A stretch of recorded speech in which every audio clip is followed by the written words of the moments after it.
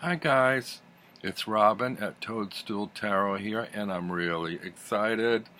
I placed an order for an indie deck 8 days ago. I've been counting the days, and it came in the mail today.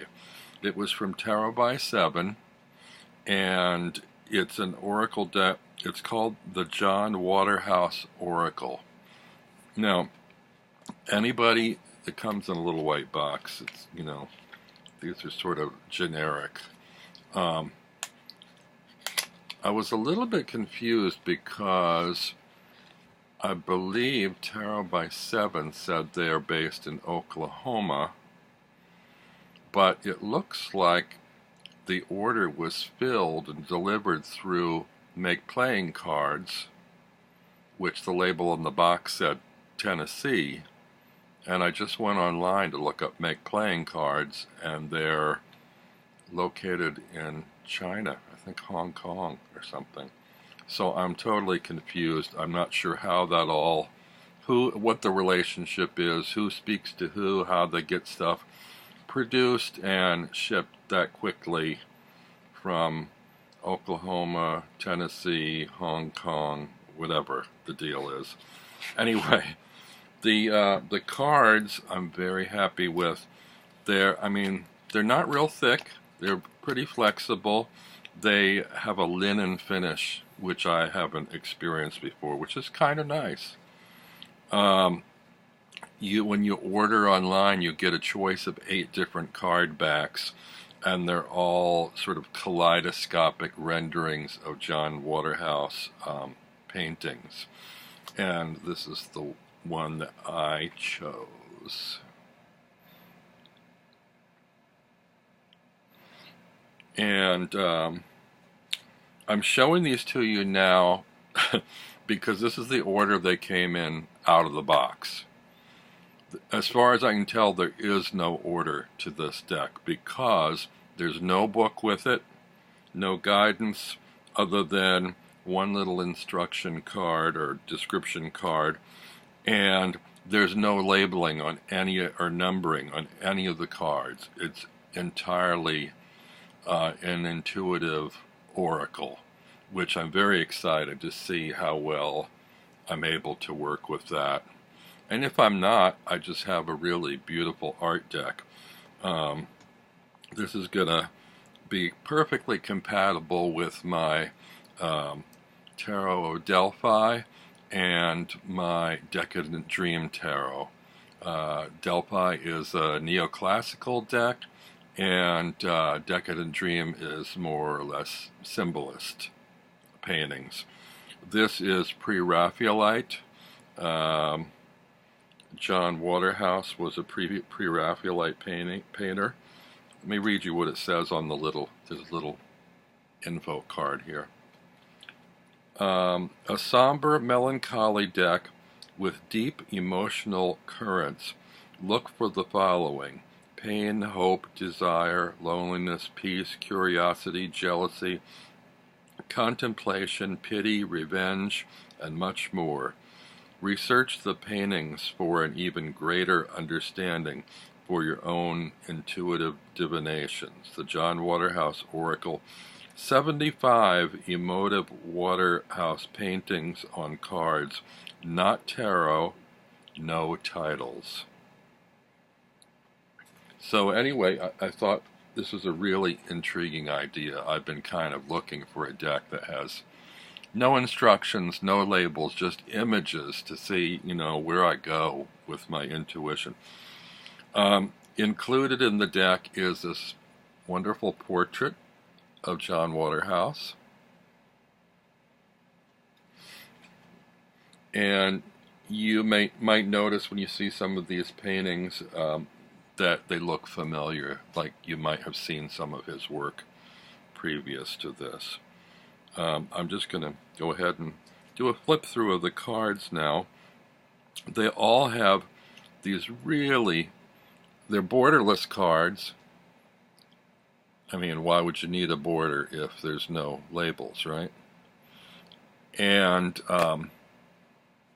they all have these kind of this sort of halo burnt edge. Well, I guess you could call that a border. I don't know if I consider it a border because it's kind of a blurred out burnt edge look, very, very aged antique-y look.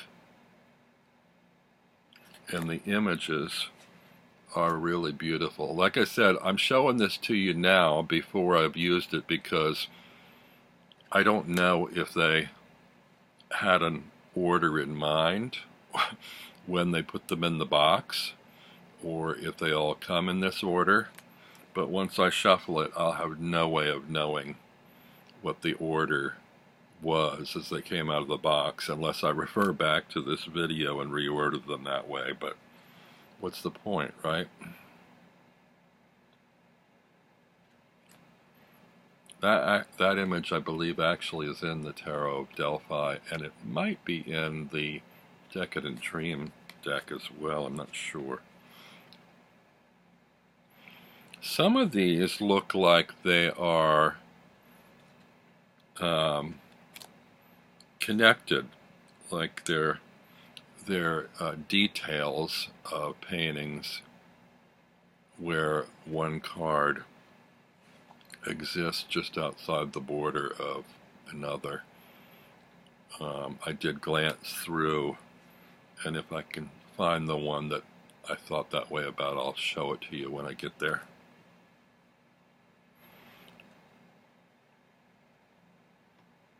So anybody that knows anything about my personal taste and collection knows that I'm really drawn to classical old art images, classic images that one might find in a museum, because tarot seems like a really ancient thing to me.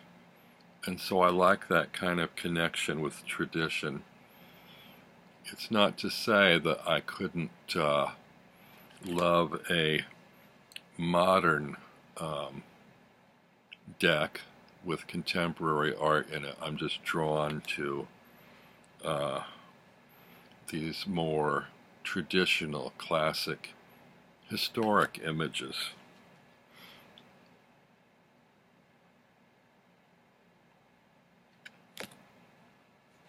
Some of the images are a little bit dark, but they will show brighter under better lighting than I have here.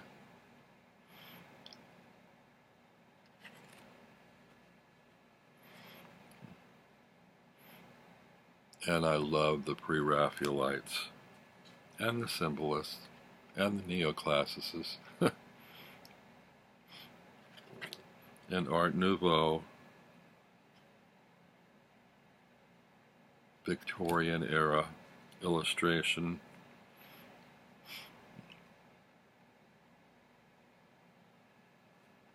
Is that the one? No.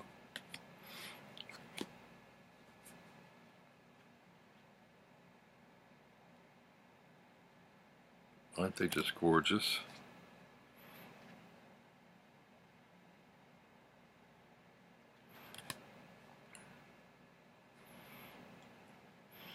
I used to kind of rebel at the idea of oracle decks, but I'm finding I'm adding more of them to my collection. They seem to be free of rules. And for me, tarot is all about symbolism and image interpretation. Also, I don't use cards for divinatory purposes.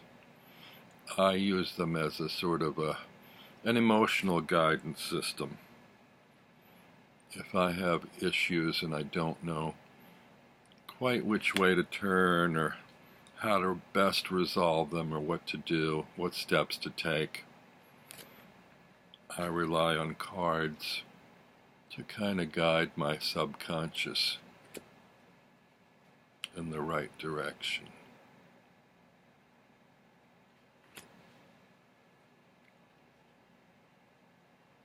I don't usually do spreads. I usually do a single card draw sometimes a 3-card spread, and usually when I do a 3-card, I view it as the center card is me at the center of my situation, and the cards on either side surround and influence the position that I'm in. And sometimes they can be read as past and future, but sometimes it's people around me or events going on around me. That's pretty much what I keep to. I don't do Celtic Cross and all those elaborate spreads. Oh, is that the one? No. Okay, this is the one coming up. Here, it looks to me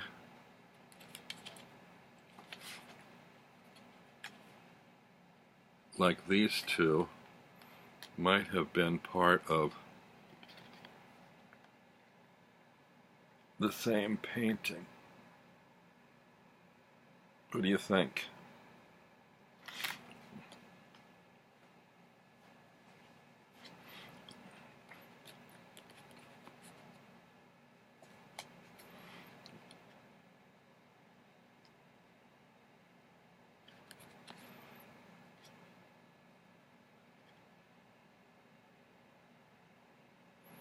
I have to say my experience so far with Tarot by 7 has been pretty good, and I am now considering going back and buying one or two of their other decks. They have a death deck, which is all in black and white, but has a historic engraved look to it that appeals to me. And they also have a Solabusca tarot, which is borderless and cropped in a way that is very engaging, I think. They also do the Deck of the Bastard that everybody likes so much, and I like it to a degree. I'm not really fond of the mixture of the Rider-Waite images and the minors with the other cards. I don't really feel like stylistically they are a match. But I do like the other cards, which I guess I could find in other pip decks, but I don't read pip decks, so I'm in a dilemma there. And I just looked at another viewing of the Deck of the Bastard and saw that the pentacles had been replaced by coins, and there's been some other color tweaking and alteration, which is kind of appealing, but yeah, I just don't, I think I'll stick with my Smith Centennial deck for now.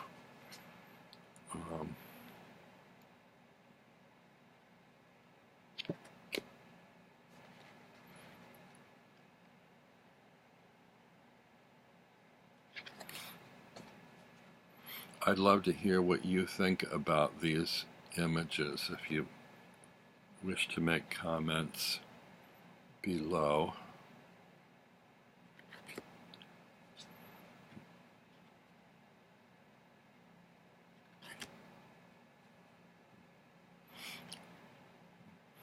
This is the second card I noticed that has a lyre in it. I collect lyres and harps and psalteries and play them and record music with them.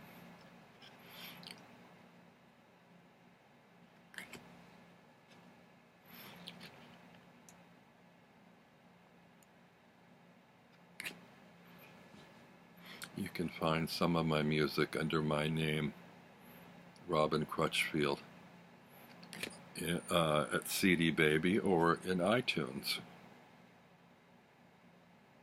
There are samples there you can listen to.